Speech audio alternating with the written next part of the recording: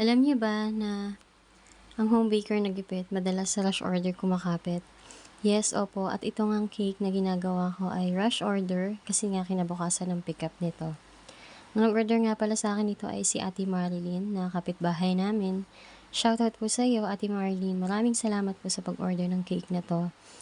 Nag-send po sila ng inspo pero nung nakita ko nga yung design ay wala akong available at kailangan pang orderin sa online. Kaya nagsabi ako na hindi ko magagawa yung cake. Pero sabi nga ni Ate Marlene, kahit mas simplehan na lang daw yung design at bahala na daw ako. Ipangregalo niya nga pala to sa kanyang pamangkin. Engagement cake nga pala to. And actually po, artificial flower siya na color white lang yung cake. So sabi ko, sige po, ako na po ang bahala. And naalala ko nga, may mga natira pa akong white artificial flowers na ginamit ko nga nung gumawa ako ng wedding cake. So, ayun nga, balik na tayo dito sa cake.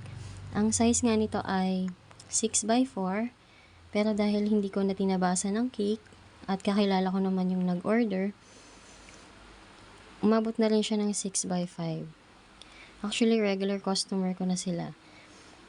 Ang flavor nga nito ay vanilla chiffon, at ang frosting na gamit ko ay walang iba, kundi ang classic whippet ng Bakersfield. Kapag gumagawa nga pala ako ng cake, ay ako na lang talaga mag-isa ang gising kasi inaantay ko pa talagang makatulog yung alaga ko. May 1-year-old kasi ako na baby. At ito na nga, tapos na pala yung cake, na pahaba na yung kwento ko. Mukha po ba siyang rush order? And ito nga pala yung picture na sinend ng customer. At sila yung couple. So, ayun lang. Bye!